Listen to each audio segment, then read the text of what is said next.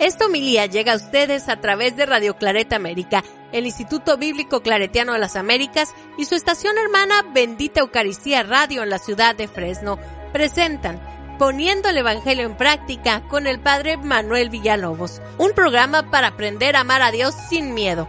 Iniciamos.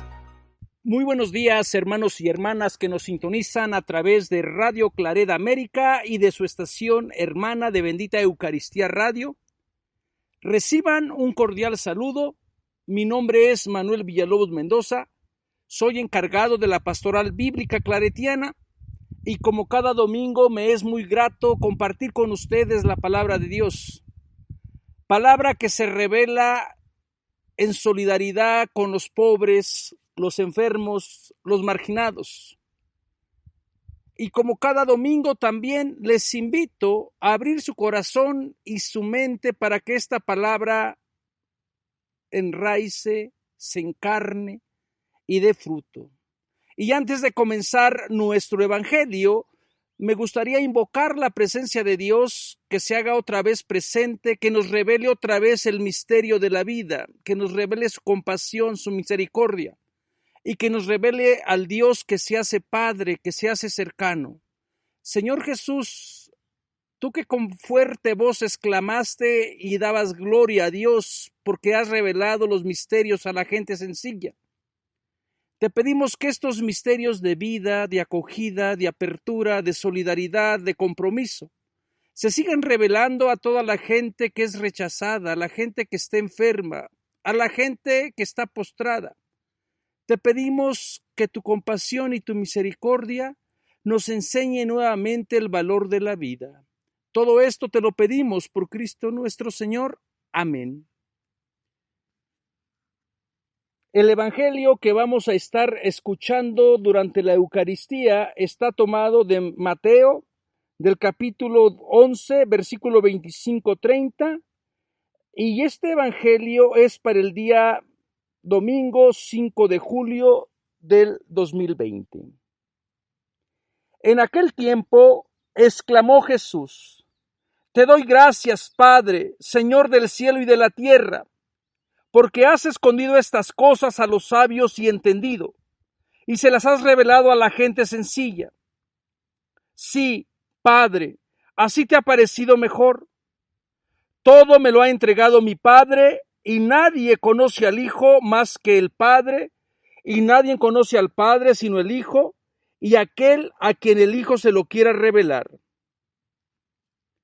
Vengan a mí todas las personas que están cansadas y agobiadas, y yo les aliviaré. Carguen con mi yugo y aprendan de mí, que soy manso y humilde de corazón, y encontrarán ustedes descanso, porque mi yugo es llevadero y mi carga es ligera. Palabra de Dios. Hacemos un momento para que esta palabra se encarne, tome vida. Le damos gracias a Dios porque se hace presente, se revela como un Dios cercano a sus pobres, a su gente sencilla, a la gente que no vale, a la gente que a lo mejor se está cuestionando si Dios le escucha. Y en agradecimiento le pedimos a Dios que nos siga revelando los misterios de la vida. Qué bonitas palabras, hermanos y hermanas de Jesús, nuestro hermano, que ponen de manifiesto la buena noticia del reino. Un Dios que se revela, que se encarna, que toma la causa de la gente olvidada, de la gente pobre. Para poder entender exactamente qué es lo que Jesús revela, en qué consiste este misterio que Dios revela a la gente sencilla, necesitamos también entender un poquito el contexto de esta palabra de Dios. Y el contexto nos pone a tres ciudades que Jesús previamente maldice. Una de esas ciudades es Corosaín, Betsaida y Cafarnaún. Porque Jesús previamente ha enviado a su comunidad a predicar el mensaje, y estas ciudades que conforman o que están a un lado del lago de Galilea, se creen importantes, se creen superiores, económicamente estables, económicamente seguras, ciudades que se sienten que no necesitan a Dios. Y también en el ámbito espiritual, ciudades que se sienten seguras porque los fariseos, los rabinos, los letrados, los maestros les han enseñado que Dios está con estas ciudades y que nada les puede pasar. Por eso cuando llega el mensaje de Jesús a esas ciudades, los mensajeros de Jesús son recibidos con hostilidad, con agresión, con violencia. Esas ciudades ricas desprecian el misterio de Dios, desprecian la buena noticia. Y Jesús irritado, casi nunca se ve a Jesús o se puede pensar a Jesús enojado, prácticamente maldice a esas ciudades. Ay de ti, Corazaín, ay de ti, Cafarnaún, ay de ti, Betsaida. Y propone otros 3 tipos de ciudades. Propone a Tiro y a Sidón y a la ciudad de Sodoma. Y dice que esas ciudades de Tiro y Sidón y Sodoma, si se hubiesen realizado los milagros que se hicieron en Cafarnaún, en Betsaida y en Corosaín, se hubiesen arrepentido. Por eso en el día del juicio, la ciudad de Sodoma será tratada con justicia, con verdad. En cambio, esas ciudades pecadoras van a perecer por haber negado o por haberse negado a recibir la palabra de Dios. Entonces, en este contexto, Jesús prácticamente está denunciando que Dios no puede estar con la gente prepotente, con la gente cerrada, con ciudades agresivas, con ciudades violentas, con ciudades inhóspitas. Dios no puede tolerar a una ciudad que no camine en justicia, que no camine en verdad. Y por eso podemos nosotros descubrir que los misterios de Dios vienen de alguna manera a darle dignidad a la gente pobre, a la gente que no pertenecía a la ciudad, a la gente que era esclavizada, que era oprimida, y especialmente a la gente que no se sentía digna de Dios porque no podía cumplir todas las 613 leyes, no podía guardar las leyes de pureza y posiblemente se había mezclado con otras culturas y era considerada esta persona inferior por no ser puro israelita. Y ante esas dinámicas de poder que excluyen, Jesús parece que viene con una propuesta diferente. Entonces, en la acción de gracias de Jesús, la alabanza que Jesús hace, es reconocer a un Dios que ya no está con las ciudades asesinas, a un Dios que ya no vive con la ciudad violenta, aunque tengan su sinagoga, aunque tengan a sus letrados, a su gente importante, porque el Dios de Jesús parece que va a preferir el margen, el Dios de Jesús parece que se va a solidarizar con la gente sencilla. Y aquí yo creo, hermanos y hermanas, nos deberíamos de poner a pensar un poquito. Nuestras ciudades también se sentirán seguras, se sentirán a lo mejor que tienen un buen sistema político, económico, religioso. ¿No se estarán también excluyendo a la gente pobre, a los ilegales? Pienso en el sistema de salud, un sistema de salud que no alcanza para todos y para todas. ¿Se solidarizará Jesús con este tipo de sistema? ¿O tendrá Jesús que otra vez darle gracias a Dios porque se va a solidarizar con los que no tienen acceso al seguro médico, con los que no tienen casa, con los que tienen una deuda, con los que ya no pueden pagar? Entonces, en este sentido podemos decir que Jesús vuelve otra vez a ser un Dios compasivo o a mostrarnos a un Padre misericordioso, a un Padre que no es lejano, a un Padre que ya no habita en la ciudad opresora, a un Padre que ya no se regocija con tantos rezos, con tantas letanías, con tantas leyes.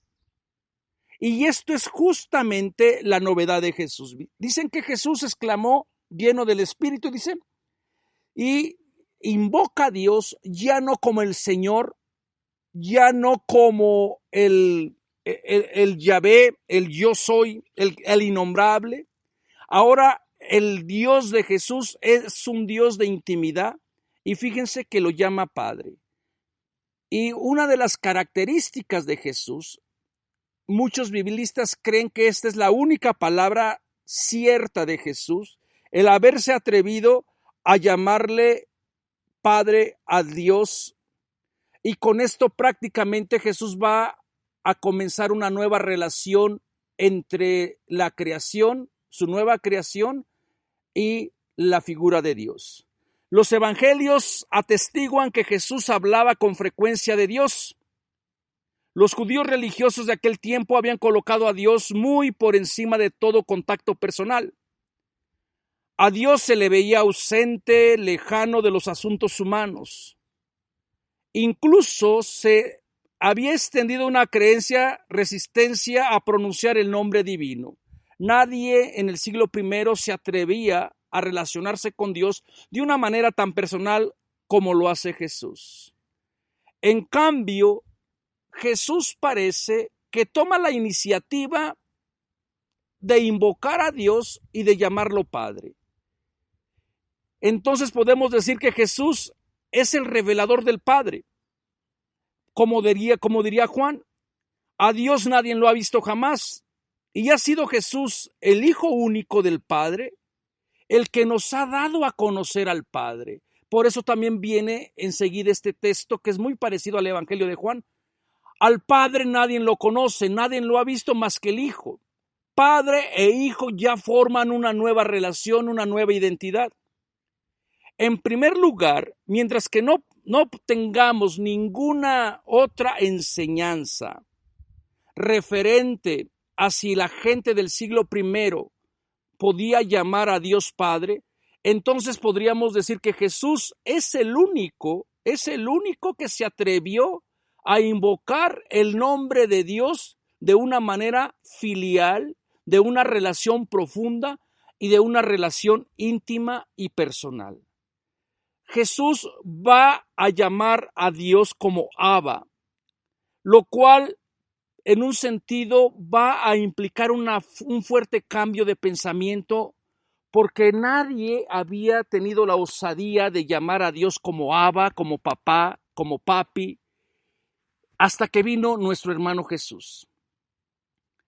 Y si Jesús se atreve a llamar a Dios como papá o a invocar el nombre de Dios como papá, es porque Dios es cercano, es porque Dios ya no es lejano. Así que, hermanos y hermanas, yo creo que necesitamos también aprender a vivir lo que continuamente rezamos en el Padre Nuestro, cuando Jesús también le llama Padre Nuestro, Padre cercano, el Padre que provee, el Padre que está cuidándonos, el Padre que nos da su alimento, el Padre que no nos abandona, el Padre que quiere cosas buenas para toda la comunidad. Y lamentablemente, en vez de relacionarnos con Dios como Padre, con aspectos también que son bien maternales, hemos hecho de Dios el enemigo, el ausente, hemos hecho de Dios una persona prácticamente lista para el juicio, y en vez de experimentar a Dios como papá o como mamá, nos hemos privado de esta relación personal y lo vemos como juez, como terrible, como alguien que va a castigar, ¿no?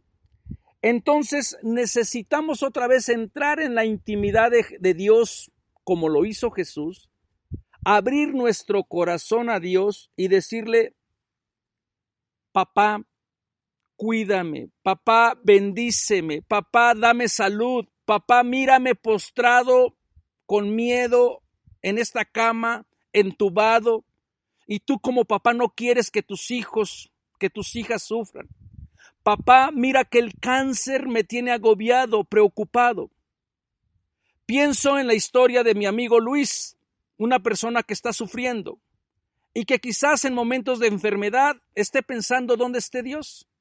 Y para ti, Luis, te invito a que veas a Dios como un papá que cuida, que está contigo, que te va a dar la salud y que no va a permitir que el cáncer te haga dudar de su presencia, de su amor. Con estas mismas palabras, con esta misma confianza que Jesús le dirigió a Dios como papá, debe de ser la actitud nuestra, hermanos y hermanas, especialmente en estos momentos difíciles, porque todavía hay otras ciudades inhóspitas, hay otras ciudades que se creen prepotentes. Pienso en las ciudades que están a un lado de aquí donde yo estoy, en la ciudad de Guanajuato, donde el crimen organizado infunde miedo, donde ni siquiera la policía entra. Estas ciudades de violencia no pueden ser la propuesta que Dios quiere para sus hijos y para sus hijas. Es necesario, hermanos y hermanas, volver entonces a experimentar a un Dios que va cuidando y que va retando a esas comunidades que le han apostado a la guerra, que le han apostado a vivir sin Dios, sin ley, a que se arrepientan también. Y estos misterios también del Dios que se revela, que se da a conocer a la gente sencilla, no es con la finalidad de que la gente sencilla ahora se crea más importante o ahora se crea especial, sino que se descubra como hijo, hija, con dignidad, que se descubran como personas capaces de tener una vida en relación con Cristo Jesús. Así que, hermanos y hermanas, la figura del Padre, así como lo llamó Jesús, tenemos que rescatarla porque la necesitamos más que ahora, más que siempre. Esta figura tiene que invitarnos a ser diferentes, a cambiar nuestro entendimiento con Dios, a cambiar que esta propuesta de vida no puede ser opacada por símbolos de violencia, de enfermedad, de angustia.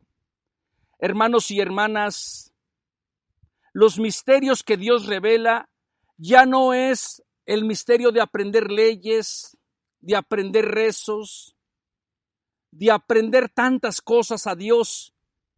Este misterio ahora se hace único. Ahora este es un Dios cercano. Se vuelve padre, se entra en buena relación. Y a través del Evangelio vamos a ir descubriendo a un Padre amoroso, a un Padre misericordioso, a un Padre que quiere lo mejor para sus hijos y para sus hijas.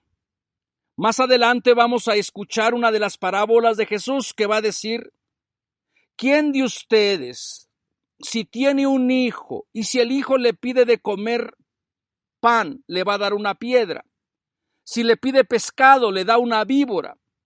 O si le pide huevo, le dé un alacrán. Y dice Jesús: ustedes que son padres malos, saben dar cosas buenas. Con mayor razón el Padre de ustedes les va a dar todo lo que le pidan en mi nombre. Dios como Padre quiere lo mejor para su creación. Dios no quiere que la gente esté enferma. Dios no quiere que la gente sufra. Dios no quiere que la gente pierda el trabajo. Tenemos que buscar las causas de nuestra enfermedad, de nuestro desempleo o de nuestra infelicidad fuera de Dios. Dios quiere lo mejor para nosotros. Dios es como el Padre misericordioso que perdona siempre. Acuérdense de la parábola del papá que tenía sus dos hijos. Dios es también como el pastor que pierde a una de sus ovejas, va a buscarlas hasta que las encuentra. Entonces, hermanos y hermanas, si Dios es como papá, como mamá, que quiere lo mejor para uno, y esto nos lo viene a enseñar nuestro Señor Jesucristo, ¿por qué hemos desfigurado a Dios? ¿Por qué hemos manipulado su santo nombre? ¿Por qué hemos manipulado su palabra? ¿Y por qué en vez de enseñar al Dios del amor, de la compasión, de la misericordia, al Dios que quiere lo mejor para sus hijos, para sus hijas, nos obsesionamos para enseñar a un Dios de miedo, a un Dios de castigo. Tú no puedes educar a tu hijo o a tu hija en el miedo a Dios, porque ese no es Dios. Es tiempo de volver a que este Dios que se ha revelado en la persona de Cristo y por lo cual Jesús le dio gracias a Dios, se vuelva a ser otra vez íntimo, vuelva a ser un Dios personal, vuelva a ser un Dios compasivo, vuelva a ser otra vez Dios papá, Dios mamá, Dios hermano, Dios hermana, Dios que conmigo, Dios a un lado de mí. Pero para poder, hermanos y hermanas, a tener esta idea de Dios, primero tenemos que vivirla, tenemos que experimentarla. Pero tal como está la situación, parece que la gente ha cambiado de papá y se ha ido con el padre de la mentira, con el padre de la corrupción, se ha ido con el crimen organizado que causa dolor, que destruye familias. Se ha ido con las personas equivocadas que no quieren caminar de acuerdo a los valores de Dios, de Cristo Jesús. Así que, hermanos y hermanas, en este tiempo tan difícil, tan complicado, debemos de volver a experimentar a este Dios cercano, a este Dios hermano, a este Dios que no nos abandona, a este Dios que nos cuida, a este Dios que aunque a veces no lo entendemos, siempre está con nosotros.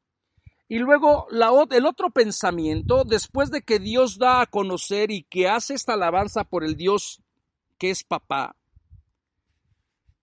viene esta frase de que a Dios nadie lo ha visto, que al Hijo solamente el Hijo y a la persona que el Hijo se lo quiera revelar, ¿no? Esta idea es una teología bastante atractiva y bastante desarrollada. Ya no entonces es el Dios del Antiguo Testamento, al Dios que se ocultaba, el Dios que daba miedo. Recuerden ustedes cuando Moisés iba al encuentro con Dios en el Sinaí, se tenía que ocultar del rostro de Dios. Ahora ya hay una visión personal entre el Cristo Jesús, entre Jesús el Hijo amado. Ya no es una relación de miedo, ni siquiera para instruir. Cuando Moisés recibió las leyes en el monte Sinaí, la gente también temblaba porque Dios se hacía presente por medio de terremotos, por medio de signos extraordinarios. Ahora este Dios parece que es muy personal entre Jesús y el Padre. Y bueno, va a complementar esta triada. Quien conoce a Jesús va a conocer al Padre, porque Jesús y el Padre prácticamente son uno. Y luego en el Evangelio de Mateo vamos a saber exactamente cómo es que vamos a conocer este misterio de Dios. Ya no se le va a conocer a través de la ley, sino a través de asistir a los menos, a los olvidados, a los marginados. Es ahí donde se va a revelar esta encarnación del Dios grande que se hace vulnerable, que se hace pequeño, que se solidariza. Lean, les vuelvo a invitar a que lean todo el capítulo 25, donde cuando venga Jesucristo como Rey universal y separe a la humanidad y luego descubra en qué consistía el saber de Dios. Tuve hambre, tuve sed, era migrante, estaba desnudo, estaba enfermo, estaba encarcelado. Con lo que hagamos con estas personas, hermanos y hermanas, yo creo que nadie que me esté escuchando le puede resultar incomprensible esto.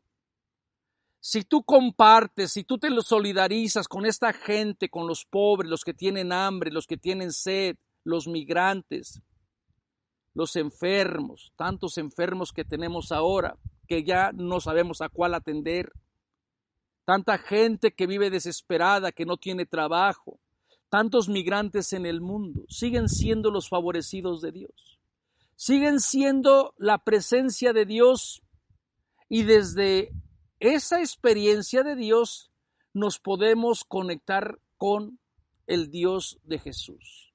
Así que conocer a Dios es Conocer a Jesús, y conocer a Jesús es servirle en sus hermanos y en sus hermanas. Esto no es nada difícil de entender. Todo mundo sabe que Jesús vive entonces, según Mateo, porque la otra vez alguien me estaba escribiendo diciendo, es que usted siempre habla de los pobres, de los marginados. Y yo solamente me limito a lo que Mateo en su evangelio dice. A lo mejor en este capítulo, en este versículo, ustedes no alcanzan a ver todo lo que implica rebelarse con la gente sencilla, los que no tienen, los que no cuentan. Pero si tienen el tiempo y leen todo el evangelio, van a saber que esa gente sencilla son sus pobres, sus marginados, los rechazados de la ciudad prepotente, los rechazados, los obligados a trabajar un sistema injusto, como vamos a ver enseguida. Entonces, todo mundo, yo creo, hermanos y hermanas, entendemos que Jesús vive, según Mateo, repito, en sus pobres, en los que tienen hambre, en los que tienen sed, en los que son migrantes. Todo mundo sabemos eso. Pero qué difícil es vivir y reconocer a Jesús en el día a día, en la cotidianidad. Qué difícil es reconocerle, servirle y tratarle como hermano y hermana, con tantos despreciados que tenemos, con tanta gente enferma, con tantos migrantes. El reto es muy grande. Para el Evangelio de Mateo no se trata tanto de saber quién es Jesús, sino se trata más bien de vivir lo que Jesús vivió. Y luego por allí va a haber estas sentencias. Muchos me dirán, Señor, no comimos contigo, no predicaste en mis plazas, en mis sinagogas. Y el Rey Eterno dirá, yo no les conozco, sepárense de mí, malhechores. Entonces, vivir a Jesús es el camino correcto. Las personas que sirven, que reconocen a Cristo Jesús en todas estas hermanos y hermanas que van por allí desfigurados, llevando la gracia en vasijas de barro, son las personas que tienen la certeza de hacer del reino de Dios una posibilidad de vida, de formar nuevas comunidades, de creer de que este Dios verdaderamente es Padre que cuida, que sana, que protege, que quiere lo mejor de uno. Y así que deberíamos de pedirle a este Padre que siga cuidando, se siga revelando, darle las gracias porque no ha escogido a los poderosos, no ha escogido a los sabios, no ha escogido a la gente rica, sino que se ha solidarizado con toda la gente que no cuenta para enseñarnos el valor que tiene cada persona, porque delante de Dios cada ser humano tiene su propia dignidad y esa dignidad no está en venta. Esa dignidad no te la da una nacionalidad, no te la da un idioma, no te la da cierto color, cierta orientación sexual. Esa dignidad viene de ser hijo y de ser hija de Dios, y esta dignidad es sagrada. Y en esa sacralidad de vida tenemos que respetarla, tenemos que quererla, porque toda vida, especialmente la vida sencilla, simple, es querida por Dios. Y una vez que revela estos misterios y que revela la relación Jesús con Dios, fíjense lo que dicen. Vengan a mí todos los que están cansados y agobiados. Esta es una invitación como la sabiduría, en el libro de la sabiduría y en el Coelet, se presenta la imagen de la sabiduría invitando a toda la comunidad a aprender a ser personas sabias, a discernir entre el bien y el mal. Aquí Jesús, como sabiduría encarnada de Dios, refleja prácticamente el deseo de invitar especialmente a los que sufren, a los que están cansados y agobiados, que yo los aliviaré. ¿Y quiénes serían esas personas que estaban agobiadas en el siglo I? y de qué tipo de enfermedad Jesús las va a aliviar. Hermanos, hermanas, piensen en este escenario. Siglo I, esta comunidad de Mateo, en el año 80, está experimentando muchas tensiones, muchas guerras. Roma acaba de invadir totalmente el territorio de Palestina. La destrucción del templo se dio en el año 70. Esta comunidad tuvo que desplazarse a otras partes, posiblemente a Siria. Las tierras sin sembrar, sin cultivar, pagando fuertes impuestos a los que se quedaron. Una gran tarea que tuvieron que comenzar a reconstruir ciudades, reconstruir familias. Todo está en la desesperación. Toda esta gente vive y se pregunta por qué Dios nos abandonó, ¿dónde está Dios? Y para esta comunidad de Mateo, la presencia de Jesús resucitado va a ser un referente y van a encontrar en él un aliento de vida y de esperanza para decir, el dueño de la historia está aquí. Y nos invita prácticamente a tener descanso, a dejar todas nuestras penas en sus manos. Y con situaciones que les acabo de describir, ¿quién no se va a enfermar? Si vive en tensión, si vive en depresión, si no está comiendo, si no tiene acceso a los bienes, si está viendo que su familia está toda separada, muchas personas asesinadas. Yo creo que parece ser que ustedes dirían, esto es lo que estamos viviendo ahora. ¿Quién nos causa el estar agobiados, el estar tristes, el estar enfermos? ¿Por qué la salud no llegará para todos? ¿Quién no se va a enfermar si la gente trabaja y trabaja y trabaja y a veces no puede ni disfrutar de su trabajo? A veces en el campo la gente es privada de su producto. Trabaja, le invierte su poco dinero que tiene y cuando Dios le bendice con una cosecha, sus granos devaluados, venden el producto de su trabajo, lo malvenden más bien. ¿Quién va a poder vivir así? Ante situaciones tan precarias y tan adversas que uno tiene, ¿será esto lo que Dios quiere? ¿Será que Dios quiere que solamente unos cuantos vivan muy bien y el resto viva mal? Y parece ser que la comunidad de Mateo nos puede dar luces para decir, este no es el Dios que es Padre. Porque el Dios que es Padre es el Padre que provee comida, que da paz, que hace propuestas del reino de manera diferente. Por eso todos, hermanos, toda aquella gente que sufre, toda aquella gente que está agobiada, que está aliviada, necesitamos una vez más recurrir a esta invitación y decir, sí, Señor, yo quiero asistir a tu llamado. Yo quiero ir a experimentar este alivio. Yo quiero depositarte mis preocupaciones, mis penas, mis desdichas a tus pies. Yo sé que tú quieres lo mejor para mí. Yo sé que tú ves mi aflicción, mi enfermedad. Yo sé que tú no me abandonas. Yo sé que tú sabes mis miedos, mis temores. También conoces mi pecado, mi pasado de infidelidades.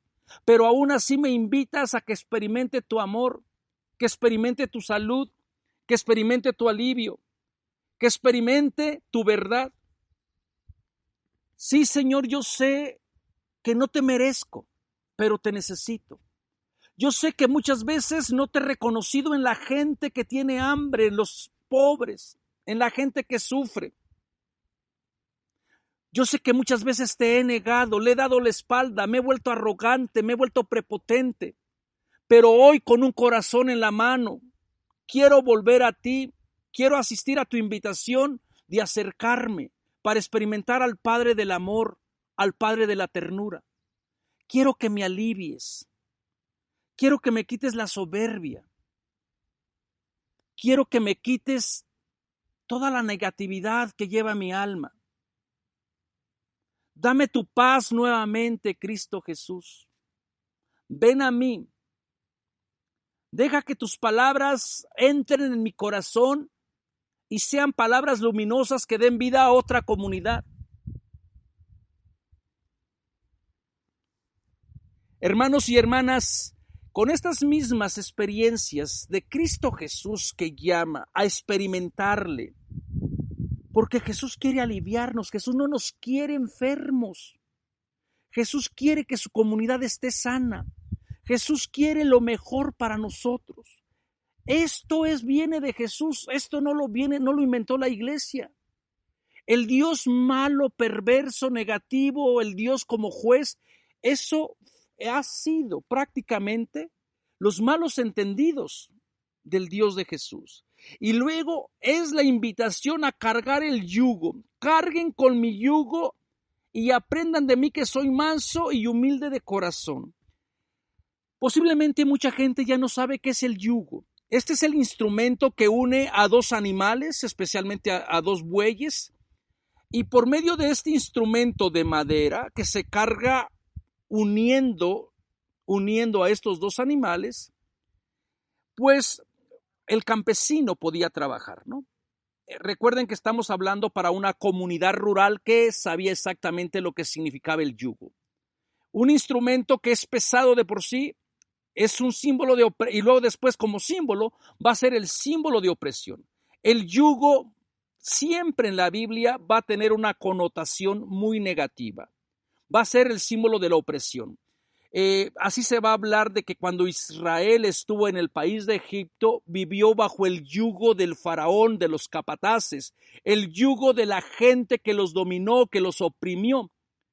Muchas veces los profetas también utilizaban la imagen del yugo para decir, vives bajo otro Dios que te oprime, que no te libera. ¿Y a qué yugo se estará refiriendo ahora Jesús? Posiblemente al yugo de la ley. La ley, en vez de dar vida para esta comunidad de Mateo, fue vista como opresión. Imagínense una persona que tiene que aprenderse 613 leyes, entre leyes positivas, leyes negativas. Una persona prácticamente que viva con tanta ley, que esté obsesionada con Dios como una persona que es juez, que está apuntando y apuntando cada cosa que uno realiza, pues prácticamente no va a poder experimentar a Dios como papá. Dios va a hacer todo, Dios va a ser el verdugo que está esperando que tú caigas para decirte, ya ves, yo te lo decía, tú eres malo, tú eres malo, tú eres malo. Entonces, con tantas experiencias negativas de la ley, lo que Jesús está diciendo, a ver, espérense, esa ley que oprime, que te deshumaniza, al final no es ley. La única ley capaz de vencer todo ese sentido tan injusto de vivir y de entender a Dios es experimentando prácticamente una nueva ley. Y esa ley es la ley del amor, la ley de la compasión. ¿Y por qué es ligera esta nueva relación? Porque tú no vas a cargar solo o sola el peso de la ley del amor. Dios, y en este caso Jesús, pone también su cuello para unirse contigo, para que en tus momentos de soledad, esa soledad sea compartida con Jesús. En tus momentos en que tú te sientes que ya no puedes con la vida, esa vida sea compartida con la vida de Jesús, iluminada por medio de su muerte, de su resurrección, y comiencen una nueva relación. Entonces, el yugo de Jesús es suave y es ligero porque no se impone, porque no se obliga, porque no se echa sobre los brazos de la otra persona o sobre los hombros de la otra persona.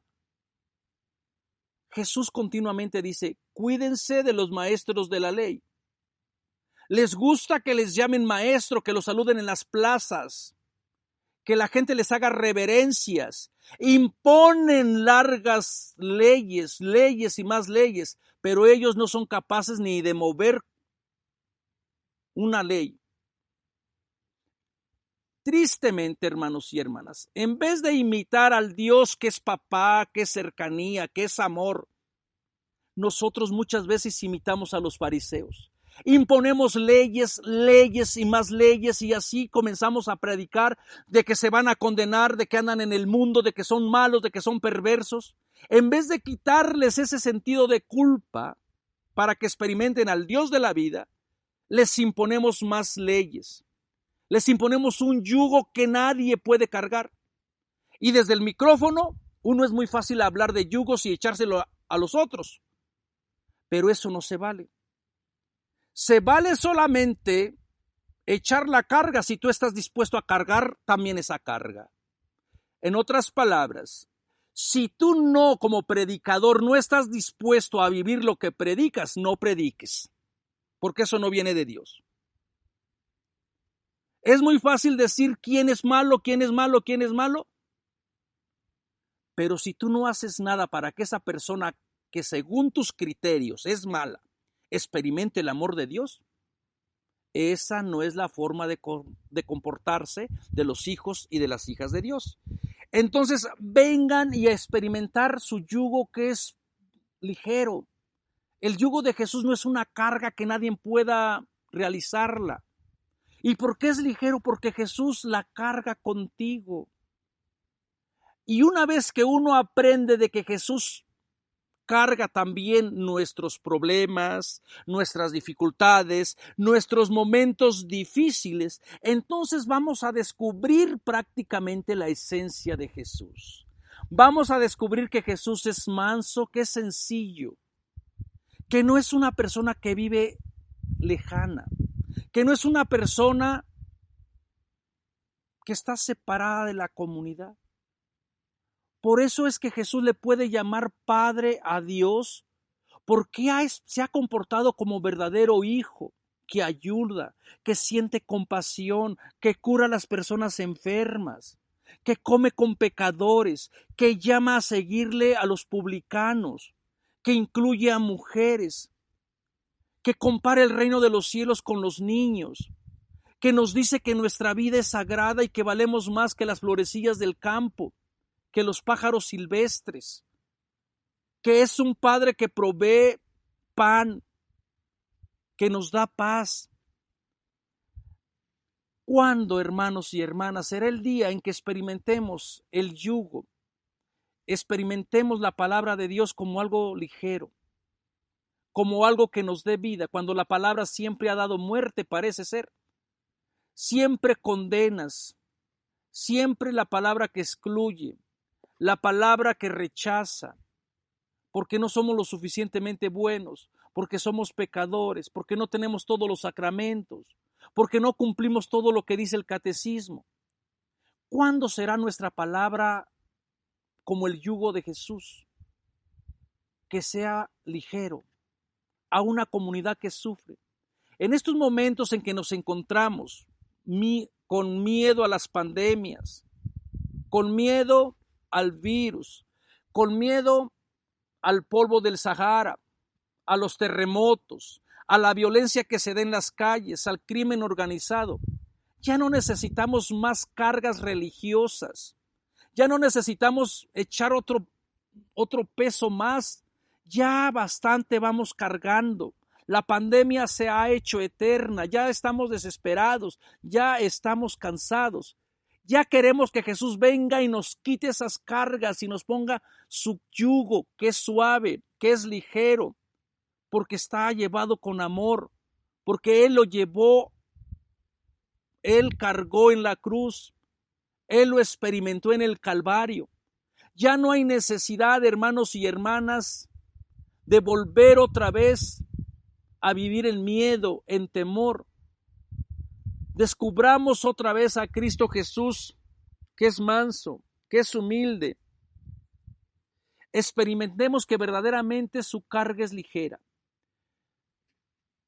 Y por último, hermanos y hermanas, si en algún momento algún predicador, sacerdote, rabino, imán o cualquier persona que tiene autoridad moral o que esté enfrente del micrófono, y en el nombre de la Biblia, en el nombre de Dios, supuestamente, en el nombre de la Torah, en el nombre del Corán, hacen que tu relación con Dios, en vez de ser ligera, en vez de ser de amistad, en vez de ser filial de padre a hijo o de padre a hija, se vuelve un Dios de castigo, un Dios de terror, un Dios de miedo.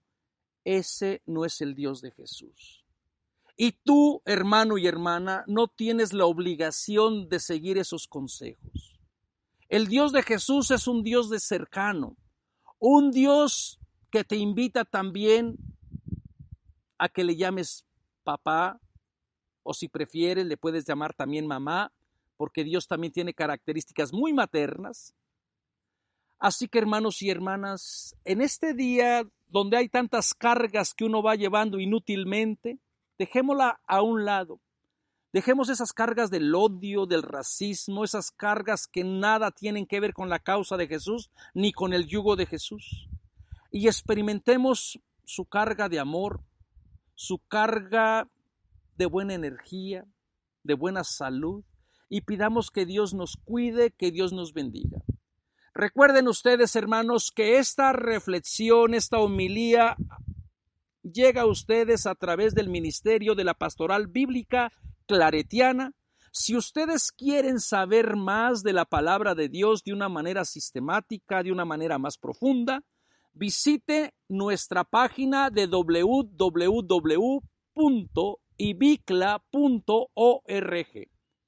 Y hermanos y hermanas, a todos ustedes que nos están escuchando, también me gustaría que hagan una oración por este amigo mío que se llama Luis, que vive en la ciudad de Denver y que está sufriendo. Pidamos a Dios para que Luis, nuestro hermano, experimente el alivio que hoy nos promete Jesús y experimente también que aún en este momento difícil que está pasando, experimente que Cristo Jesús es ligero de equipaje, que Cristo Jesús viene con una propuesta de vida. Ánimo, Luis, sé que tu vida es sagrada y tu vida está en manos de Dios y tu vida está con el mejor médico que es Cristo Jesús. Nos vemos la próxima semana y que Dios los bendiga a todos. Gracias. Los invitamos a escuchar más programas de crecimiento espiritual y emocional en radioclaretamerica.com y a seguir en YouTube a la Escuela Bíblica Claretiana de las Américas. Visite ibicla.org.